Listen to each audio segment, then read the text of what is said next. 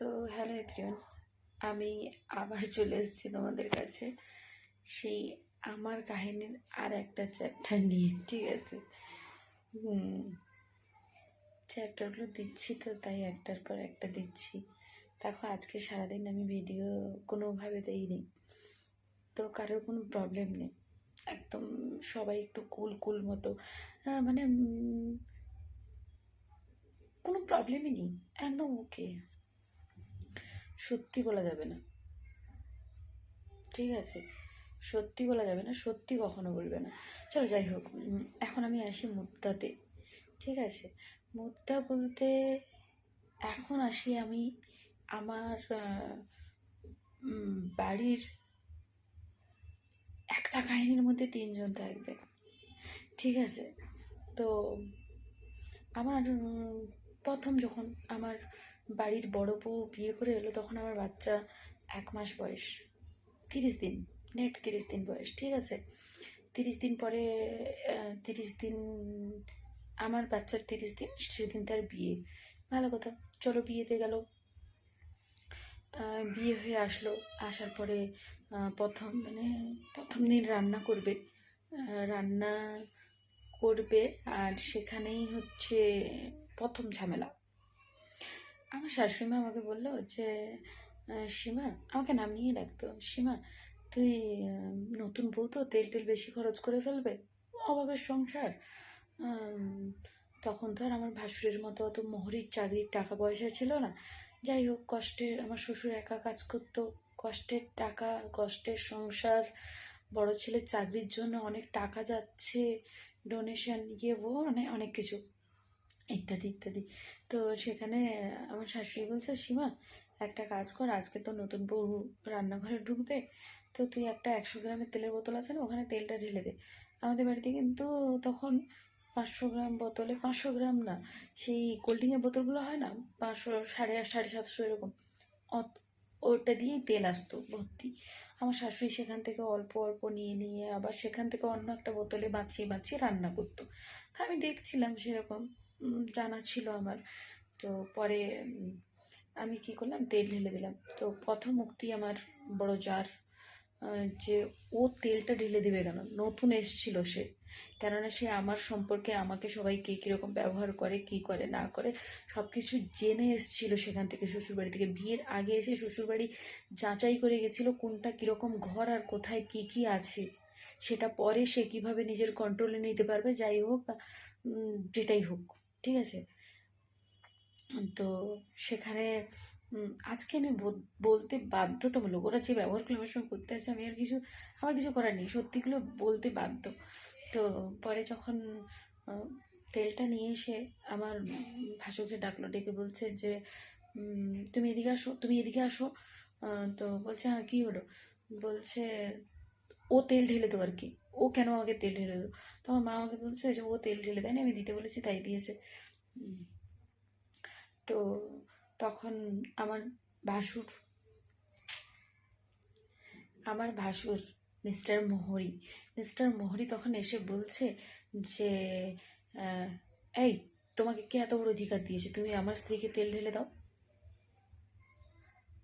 তোমাকে কি এখানে এই বাড়ির পুরো দায়িত্ব দেওয়া হয়েছে? চলো, আমি তখন বললাম আমার কিছু বলার নেই, সরি, আমাকে তোমার মা বলেছে তাই ঢেলে দিয়েছি। মা তখন একটু ধীরে ধীরে অল্প একটু শরীর অসুস্থ, তখনও তো ক্যান্সার ছিল, তখন তো মানে চিকিৎসা হয়নি, আর তখন অত যাচাই হয়নি, সেই জন্য জানে না। তো একটু অসুস্থ মতো, একটু শুতো বসতো এরকম, তো আবার কাজ করতো। তো তখন মা শুয়েছিল, শুয়ে শুয়ে বলছে, আরে ওর ও ও কি করবে, ও তো জানে না। ঠিক আছে, আমি আমি বলেছি ওকে। ভালো কথা গেল, সেখান থেকে স্টার্ট। তারপরে সেটা গেল, সেখান থেকে স্টার্ট হলো কাহিনী। তারপরে কাহিনী এসে কোথায় পৌঁছালো, ওগুলো তো চলতে থাকে ডেলিকার। ঠিক আছে, অত অত বললে তো ফের মানে আমি আর বলে শেষ করতে পারবো না, ডেলিকার কাহিনী। আমি আমার ছোটো বাচ্চা নিয়ে ভোর 4টের সময় উঠি, আমি ভোর 4টের সময় থেকে উঠে আমার মেয়ের মালিশ করি, মালিশ করে বাড়ির কাজকর্ম সারি। মহারানী 8:30টার সময় উঠে, যখন আমি 4টে বাচ্চা টিউশন পড়াতাম, যখন আমি বাচ্চা পড়াতাম তখন উঠে, সেই বাচ্চাগুলোই জানে এখনও, বাচ্চাগুলো যখন পড়াতে বসতাম আমি, সেই তখন সে উঠে চান করতে যেত, ঠিক আছে। তো আজকের দিনে সে অনেক বড় বড় কথা বলে। আমি জানি তাদের বিবেকের আগে মিথ্যা কথা বলতেও তাদের বিবেকের আগে বাদে না, চলো কোনো ব্যাপার না। তো গিয়ে তারপরে একদিন আমি দেখলাম আমার বাচ্চা খুব কাঁদছে, খুব কাঁদছে, অথচ আমার বাচ্চাকে দোলনার থেকে তোলার মতো কেউ নেই। আমি চান করতে গেছিলাম, আমার একটা কাকা তো ভাসুর এসে বাচ্চাটাকে কোলে নিয়ে স্বামী স্ত্রী দুজনে ভিতরে, দরজা বন্ধ, তখন তাদের বাচ্চা নেই, দরজা বন্ধ করে দিয়ে দুপুরে, দরজা বন্ধ 11টা না সামথিং 12টা 12:30 হবে, দরজা বন্ধ করে দিয়ে খাওয়া দাওয়া করে বন্ধ করে দিয়ে ভিতরে চলে গেল। যাওয়ার পরে আমার বাচ্চা দোলনাতে শুয়েছিল, খুব কাঁদছে, মা ছিল না, মা ওই যে কাঠ তুলতে যায় না, খড়ি মানে মুড়ে টুড়োগুলো যেগুলো তুলে ওগুলো নিতে গেছিলো। তো তখন আমার একটা ভাসুর আছে, নাম নিয়েই বলছি আমি, সবাই নাম নেবো না, সবাই সেই ভাসুরকে পাগলা পাগলা বলে ডাকে, ঠিক আছে। আমার ভাসুর এসে কোলে তুললো, বাচ্চাটা এত কাঁদতে আছে, আমি চান করতে গেছি নতুন অবস্থায়। তো আমার ভাসুর এসে তুলে আমার মানে যাকে ডাকছে, শুনতে পাচ্ছ না ভাবি, তুমি শুনতে পাচ্ছ না যে বাচ্চাটা এরকমভাবে কাঁদছে, তুমি নিতে পারছো না, ঠিক আছে। তবু ঘর থেকে বেরোলো না, না শোনার ভান, ঘুমিয়ে পড়েছে 12:30টার সময়, 9টার সময় উঠে 12:30টার সময় ঘুমিয়ে পড়েছে। সেই সব কাহিনীগুলো, সেগুলো তো আমি আমার নিজে নিজে দেখেছি, নিজে নিজে মানে সহ্য করেছি। অথচ আমি যখন বিকালে আমি চেষ্টা করছিলাম যে আমি তো হিন্দু ফ্যামিলি থেকে এসেছি, যখন আমি মুসলিম পরিবারের সঙ্গে আমার বিয়ে হয়েছে, তখন আমি চেষ্টা করি যে আমি আরবিটা শেখার জন্যে, কেননা আমি মন থেকে মানতাম। তা আমি একটুখানি আরবি পড়তে যেতাম, সেটুকু টাইম ছিল না, কেননা কিভাবে থাকবে, বাড়ির কাজ, এদের কাজ, সবাই বড় লোকের মেয়ে বিয়ে করিয়ে এনেছে, প্লাস সবাই শিক্ষিত, সেখানে একমাত্র আমি মূর্খ, চলো কোনো ব্যাপার না। তারপরে পরের মধ্যেতে আসি, ঠিক আছে। পরে একদিন হঠাৎ করে কী হলো, রান্না হবে সন্ধ্যাবেলা, আমার শ্বশুর মাছ নিয়ে এসছে, আমার ননদ বলছে, আমার ছোটো ননদ, আবার ফিরে এসে আমার ছোটো ননদের কাহিনীতে, ছোটো ননদ, তখন আমার ছোটো ননদ বলছে এই মাছটা আমি খাই না। তো তখন আমার বড় যা রান্না করবে, তখন যদি বা আমাদের বন্ডিং দিয়ে ধীরে ধীরে ঠিক হয়ে গেছিলো, নতুন অবস্থাটা এরকম হয়েছিল। তো তারপরে বলছে যে ঠিক আছে, তুই যদি মাছ খাবি না তাহলে তুই আলু দিয়ে খাবি, চালু হবি, হ্যাঁ তা না, এগুলো একটা মানে পারিবারিক, যেরকম ননদ আর বা ভাজের মধ্যে মানে ননদ আর বৌদির মধ্যে ইয়ার্কি ফাসলামি হয়, সেই ইয়ার্কি ফাসলামিটাকে নিয়ে আমার ছোটো ননদ এমন একটা সিন ক্রিয়েট করে বসলো, এমন একটা জায়গায় পৌঁছে দিল যে সেই পৌঁছানোটা, যে আমার ভাসুর একটা চড় মারলো, তার কান থেকে রক্ত বেরিয়ে গেল, সে বেহুশ হয়ে গেল, ইত্যাদি ইত্যাদি, ডাক্তার হ্যান ত্যান অনেক কিছু। তারপরের দিন সকালে সে তার বাড়ির কোনো জিনিসে হাত দিতে দিবে না আমার বড় যাকে, ঠিক আছে, দিবে না, ইত্যাদি ইত্যাদি। সেখানে তার বালিশের কভার টভার হ্যান ত্যান ছিঁড়ে ছিঁড়ে ফেলে দিচ্ছে, এ করছে, যাওয়া মানে। তখন আমার ভাসুর কাজ করতো না, নতুন বিয়ে করেছে, তখন কাজ ছিল না ওনার কাছে, তখন উনি মোহরি না, কাজ জানতো না তখন, ঠিক আছে। তো সেখানে বলছে যে মানে বালিশের কভার টভার সব কিছু খুলে নিচ্ছে, খুলে নেওয়ার পরে তখন আমার বড় যা কী করলো, ওইটা নিয়ে এমন একটা গন্ডগোল শুরু হলো, আমার বড় যা কেটে নিল একদম হাত, একদম এমনভাবে হাত কাটলো, আমি নামও বলে দিচ্ছি, আমার সেই ভাইজান মারা গেছে, মানে সাহেব ডাক্তার পেটলাতে। তো সে আসলো, হাত সেলাই করলো, অনেক কিছু হলো, হওয়ার পরে সেই কথাটা তখন তখন কিন্তু আমার স্বামী, আমার যে একদম এত মানে ওয়াও ওয়াওওয়ালা স্বামী না, সে তখন দিল্লিতে চলে গেছে আমাকে রেখে দিয়ে, আমাকে বাড়িতে রেখে দিয়ে, আমি আমার মেয়ে বাড়িতে, যেখানে আমাকে কেউ পুছে না, কেউ চায়ও না, সেখানে আমাকে রেখে দিয়ে সে চলে গেল। আমি অনেক কান্না করছিলাম যে না থাকার জন্যে, কিন্তু সে রেখে দিয়ে চলে গেল। চলো, তারপরে যখন আমি তাকে ফোন করলাম, আমি তাকে ফোন করে বললাম যে দেখো বাড়িতে এরকম এরকম হচ্ছে, তখন বাড়িতে এত কিছু হচ্ছে, অটোমেটিক আমি বলবো না, একটা হয় না, কিন্তু সে আমার সঙ্গে ঠিকঠাক করে কোনোদিন কথা বলে না, সে যতদিন বাইরে গেছে আমাকে রেখে দিয়ে, সে কোনোদিন আমার সঙ্গে ভালো মুখে কথা বলে না। তারপরে আমি তাকে ভালোভাবে ফোন করে আমি বললাম যে দেখো এরকম এরকম বাড়িতে এরকম এরকম হচ্ছে, সার্জিনা এরকম এরকম করলো, যার জন্য দেখো বুবু হাত কেটে নিল, এরকম এরকম ব্যাপার। তখন এবার ফিরে আসি আমার ছোট দেওরের ভূমিকায়। আমার ছোট দেওর তখন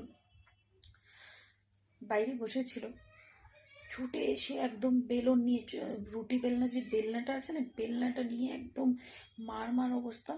আর ভাষাটা একদম কমন ভাষায়, ওরা তো কাউকে সম্মান করে না, যাই হোক, ধাগড়ি মাগি, আর তুই হচ্ছে, তুই আমার আমার ভাইকে কেন ফোন করে বলবি, আমার ভাইকে কেন ফোন করে বলবি তুই, তোকে কে এত বড় অধিকার দিয়েছে আমার ভাইকে ফোন করে বলবি, ঠিক আছে?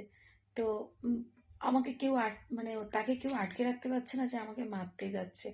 তখন আমি আমার বাচ্চাটাকে কোলে নিয়ে বাড়ি থেকে বেরিয়ে যাচ্ছিলাম, যে আমি পাশে ওই যে আমাকে মেয়ে বানিয়েছে তাদের বাড়িতে যাচ্ছি, ঠিক আছে? তখন সেখানে গিয়ে আমার বড় ননদ আর আমার শাশুড়ি মা, যিনি আজকে নেই তার কথা বলবো না, চলো বাদ দাও। আমার বড় ননদ এমনভাবে, মানে পাথর ফেলা রাস্তা তো, এমনভাবে টানতে টানতে আনলো চুলের মুঠি ধরে, আমার বাচ্চা আমার কোলে, বাচ্চার লাগছে, আমার শাশুড়ি তখন গিয়ে বাচ্চাটাকে তুলে নিল। আমার দুজনে মিলে আমার চুল ধরে টানতে টানতে আনতে আছে। ভুল কি ছিল একটু প্লিজ তোমরা বলবে? ভুল ওইটাই যে আমি আমার স্বামীকে ফোন করে বললাম। আমি কেন বললাম? সেখানে আমার স্বামীর কোনো ভূমিকা ছিল না। মারলো, প্রচুরভাবে মারলো, আমার পুরো পা হাত ছিঁড়ে গেল শিল ফেলা রাস্তায়, ঠিক আছে? পাথর ফেলা রাস্তা তো বললাম তোমাদেরকে। তো সেখানে তারপরে কি হলো, তারপরে তারা সবাই এক হয়ে গেল, খারাপ কিন্তু আমি হয়ে গেলাম, ঠিক আছে? চলো কোনো ব্যাপার না। যাই হোক, তো এখানে তো আমি কাহিনী বলছি, আমি তার কারোর কাছে জবাব চাইছি না, জবাব আর কার কাছে চাইবো? যার স্বামী ভালো না তার দুনিয়াতে কেউ নেই। চলো, তারপরে সেখান থেকে আমাকে ধরে আনা হলো। তা আমার আমার জন্য একজন মানুষ সেখানে দাঁড়িয়েছিল। সে হচ্ছে আমার বড় ননদের খুব ক্লোজ বা ছোটোবেলাকার ফ্রেন্ড, ঠিক আছে? ছোটোবেলার খুব বন্ধুত্ব তাদের। টেপু দাদা, সে মারা গেছে আজকে, ভগবান তাকে ভালো রাখুক, সে যেখানে ভালো থাকুক, ঠিক আছে? সেই টেপু দাদা ফট করে গিয়ে তখন আমার ওই, অথচ আমার বড় ননদের সঙ্গে টেপু দাদার খুব ভালো বন্ডিং, খুব ভালো বন্ধুত্ব। সেখানে টেপু দাদা গিয়ে আমার ননদকে বলছে যে দেখ, ওই মেয়েটাকে এখনই ছেড়ে দে, না হলে কিন্তু আমি ওকে কিচ্ছু করতে পারে না, আমি থানায় ফোন করব, আমি থানায় ফোন করব, তোরা বিনা দোষে যে একটা মেয়েকে এরকম টর্চার করছিস, সেটা আর নিতে পারছি না আমরা, ঠিক আছে? সেটা আমরা নিতে পারছি না। এরকমভাবে বলে মানে খুব জোরে চিৎকার করে ধমকে বললো যে ওকে ছাড়, তোরা ছাড় ওকে, ঠিক আছে? এখনই, নাহলে আমি এখনই থানায় ফোন করব। বলার পরে আমাকে ছাড়লো। সেখানে আমার গোল্ড স্বামী, হয় কি বলবো, আমার স্বামীর কোনো উক্তি ছিল না। আমার স্বামী একটাবার ফোন করে বললো না, কিরে সেরা, তুই বা, মানে আমার ছোট দেওর, তুই বা কেন এত নোংরা ব্যবহার করবি? আর সে তো কোনো খারাপ বলেনি, সে আমাকে বলতে চাইছে। আর তার বড় বোনকে যে, দিদি তুই বা কেন মারবি? আমি আমার বউ রেখে এসেছি কি তোদের মারার জন্যে বা কিছু? তা বা হ্যাঁ, মারবি তখন, তার কোনো ভুল থাকলে তবে তো মারবি। কোনো উক্তি ছিল না। ওই যে কথায় আছে না, বাঁদরের গলায় কি মুক্তার মালা শোভা দেয়? দেয় না, ঠিক আছে? সে জায়গায় আমি না বাঁদরের গলায় মুক্তার মালা পরিয়ে দিয়েছিলাম, ঠিক আছে? সে সেটা ডিজার্ভ করে না, আমি তাকে পরিয়েছিলাম। চলো কোনো ব্যাপার না, ঠিক আছে? তো আজকের এ পর্যন্ত। আমার এই ছোট ননদের কাহিনী অনেক আছে, যার কোনো সীমা নেই, আরও বলবো তোমাদেরকে, তোমরা শুনে রাখো যদি আমি না থাকি, ঠিক আছে? তোমরাই অবশ্যই প্যাডলা অঞ্চলের অনেক ব্যক্তি আছে এখানে, অনেকেই জানে আমার কাহিনী থেকে, অনেকে তিক্ত, ঠিক আছে? আর তাবিজ কবজের ব্যাপারটা তো এদের বাড়িতে কমন, ঠিক আছে। আমি এখানে আছি, আমার জন্য দিল্লি থেকে বাড়ি থেকে তাবিজ পাঠিয়ে দিচ্ছে ভাগানোর জন্যে। আমি বাড়িতে আছি।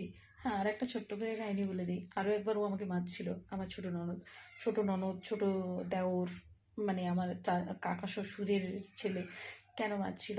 আমার ব্যাগে তাবিজ পাওয়া গেছিলো, ঠিক আছে। মানে ওদের তাবিজ জিনিসটা ওদের কমন, ঠিক আছে। তাবিজ পাওয়া গেছিল। তো তাবিজটা পাওয়ার কারণে আমি বলছিলাম আমার ব্যাগে, আমার জামা কাপড়ের ব্যাগে কে তাবিজ রাখলো, আমি এগুলো জিনিস ভয় পাই, ঠিক আছে। বলার পরে এগুলো নিয়ে আমার মানে আমার শাশুড়ি শাশুড়ি মা আমাকে মারতে এসেছিলো, একটা চড় মারছে। মারার পরে আমার মেয়ের বাবা, উনি হচ্ছে ওনার মাকে এমন করে সরিয়ে দিতে গেছিল, সরিয়ে দিতে যেতে মানে মা মানে হোঁচট খেয়ে পড়ে যাচ্ছিল।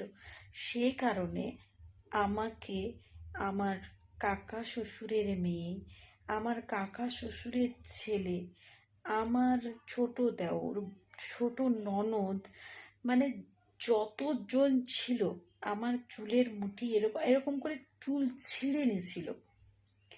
সেখানে ভুল আমার কী ছিল আমি বুঝিনি, কেননা আমার ব্যাগে তাবিজ পাওয়া গেছে। এবার আমি ওই সমস্ত জিনিস থেকে ভয় পাই।